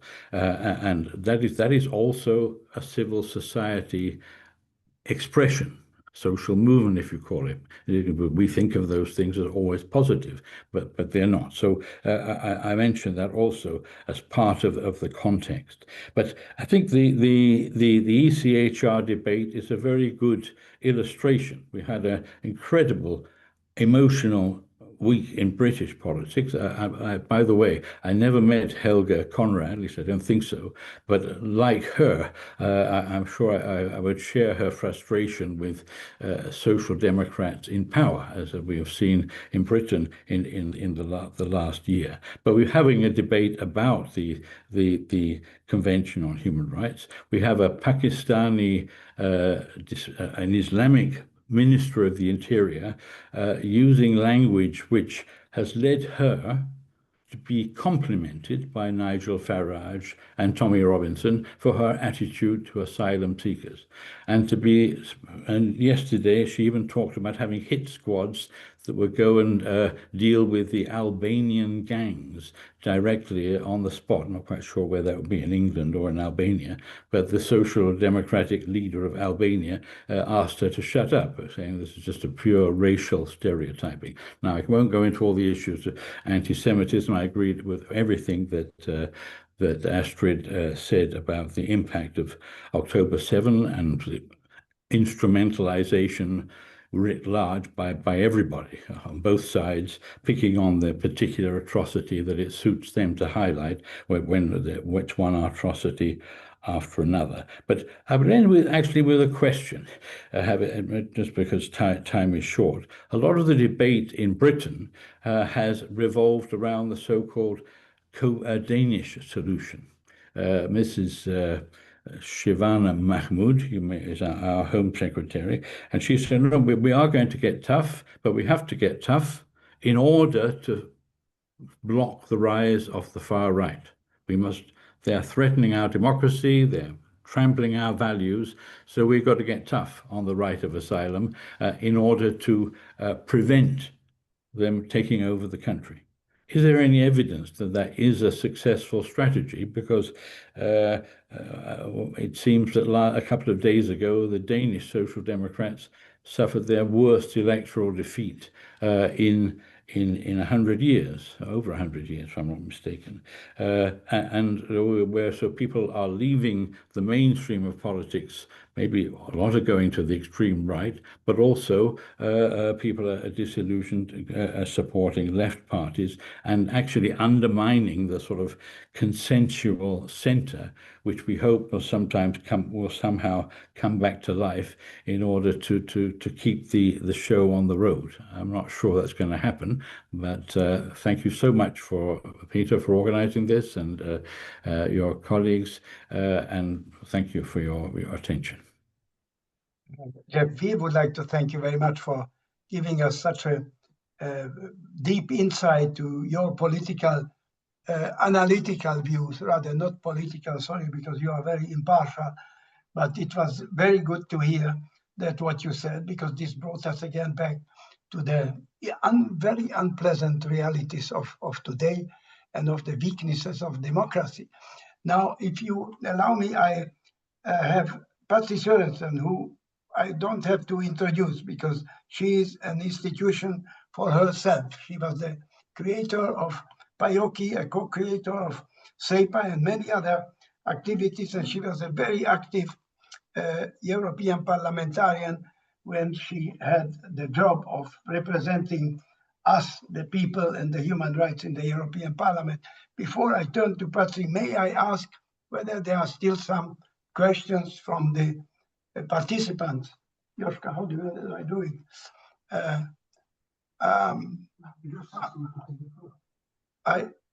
Would anybody take? I know that Ambassador Tina Sabados is amongst us, so she would like to probably ask a question. Right. So would you raise their hands, those who would like to ask a question or make a short intervention, please? No, it's not the case. So I can then turn to Patsy Sørensen. Please take the floor, Patsy. You were listening to all this intervention. Now you have the liberty to express your views. Okay, thank you, Peter. My first idea is, who will stop this madness? Yeah? Where are the good, wise politicians with guts, who put human rights again on #1 on the list? Because people, my impression, are like commodities, used as commodities, abused, disposed. And I think also there is a company in the world, I think Tipex, you know Tipex, you can erase it when you like to, don't like a word, you can do it with white tape, so yeah, Tipex. I think there's a big company who sell it to everybody because human rights, most of the time it's not exist anymore. It's my impression. Only for a few happy fews, white people with a job, healthy and rich. But there was once a lady with the name Helga Konrad with guts. She had guts.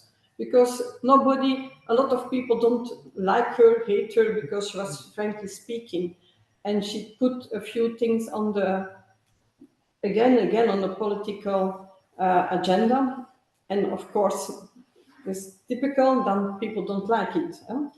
But I know her from '95 when she started more international as a minister, and then later, and I have a lot of discussions with her, we fight together, but I love her because of frankly speaking. When I listen to everybody a little bit, then the words of torture, when I see torture, and also the other word is retention, it's about torture. I see a lot of people who go abroad for a job, no? Men and women. They arrived in European Union with a document, with a document for work, but at the end, everybody needs them because, of course, they invest in economy, the people there, they meet people, so they are very happy with people from abroad who like to work and who like to work as a slave. So they are arriving in European Union and then they are there. And they have to work as a slave. They earn nothing, they live in very bad conditions, and at the end, there is a social inspection of the police, and then they pick them up and say, oh, you have no documents. Say, where are your documents? Because there's no control on the whole line. And at the end, what we do then, because all these big organizations who need these people for work, for the economy, for the building up our economy, these people who work there, they end up in the garbage, and then they bring them to organizations like the IOCA and other organizations in Europe who help them as a victim of trafficking, labor trafficking, human trafficking, in general, sexual slavery, and so on. And then, like also Inge mentioned, they give us subsidy. And this is so, from my opinion, a little bit upside down, because the government is very proud to give them money for the economy, to build up the economy, but then the people who have to build up the economy end up in the garbage, and then they end up in organizations. They are blamed, like everywhere, that we use the money from everybody, so, because the money is on a subsidy. It's I'm a little bit not so hopeful for the future because this labor secondment, the labor trafficking in general, and also what's happened with the children. I was very happy with the intervention of Mark van der Rey, who talk about these children. Indeed, the children end up sometimes in jail for their retention, also other people in jail, in retention units, but in fact, this is like a torture. And on the second hand, for them, it's like I'm a criminal. They are very traumatized after all. So I think we are not on the end of this speech. We are not on the end of this discussion, in the political discussion for today and for the politics, but there is no control. There is no follow-up. When you arrived in a country as a migrant for doing something, nobody check, is everything fine? Is everything okay? And at the end, these people who work done very hard are then abused and end up in this shit. And that's what we do with my organization. Of course, I'm half PAYOK, half CEIPA, but in fact, all these organizations who are helping people who are really there for human rights, to decriminalization of people, we end up with the shit who is organized by the governments and also by the European Union. I hope that the thing is very hopeful that so many people are working now in this field on human trafficking and thinking again on migration. But Peter and I think also the others, a lot of others, are also busy for years in this field of migration. And what is now the results? And I hope that in a few years we can turn it around, and that human rights are again on the number one in the political agenda. Thank you. Okay, thank you very much. This was a very open and sincere expression of your thoughts and of your experience. And I really appreciate that you have taken part in this meeting. And I am not as pessimistic as you said for the last word, although I have to make a remark, probably which is not very correct at the end of such a meeting. There are probably more people engaged on behalf of trafficking victims than there are victims. We have made a study on that, but this is something else for the next time. Now I would like, if you allow me, to turn to Tina Sabados, who would like to, Ambassador Tina Sabados, who would like to pose a question. You have to turn on the micro, Tina, if you want to speak with us, right? Can you hear us? Yes? Tina, okay. No, nothing happens? Yeah, just standing positive, actually. No? Yes. Nothing happens? I cannot do anything? Chat? I'm just looking at the chat. What shall I do? Yeah, she has to turn on the microphone. Okay, well, this is it. I would like to, from my part, I would like to thank you very much, all of you who took the trouble, the time, and the engagement to bring your rich thoughts to this discussion. I think the gray area between the politics, the human rights, the law, the NGOs, the money, our funding, and our limits are already, as you may know, very, very scarce. So I am also not a too great optimist as regarding the maintenance and the safeguards of human rights in the future. However, I think that we have good institutions, we have good NGOs, as many of you are, we have good thinkers in Europe. And I took up one of your, I think, Mark's remark that we need young people in such a discussion. I will tell you later why we didn't have the young people as panelists this time, but this is another subject. I would like to thank you very much and turn to Dennis, our president, Dennis. I think that our administrator, Dominic, wants to say something. Yes, Dominic. Just to say that Barbara Sabados is able to speak now. Okay, so what do I do? If she opens her phone. Okay. Yes. Can you hear me? Yes. Yes, now we can hear you. Super, Yes. very good. Thank you very much. Just a second, we would like to see you as well. No, can we? You have That to can put the come video, later. right? Yes, I think it is to see it is not possible. Why No not worries. possible? No This is worries. terrible. We would like to see you. Okay, please, the floor is yours, Tina. Thank you very much, Peter, and I sincerely admire your continuous commitment to this subject, and it's so encouraging to see so many, especially the speakers, being so engaged and so enthusiastic, even if it's a pessimistic enthusiasm, but it's still an enthusiasm. So thank you very much for organizing this. I learned quite a lot.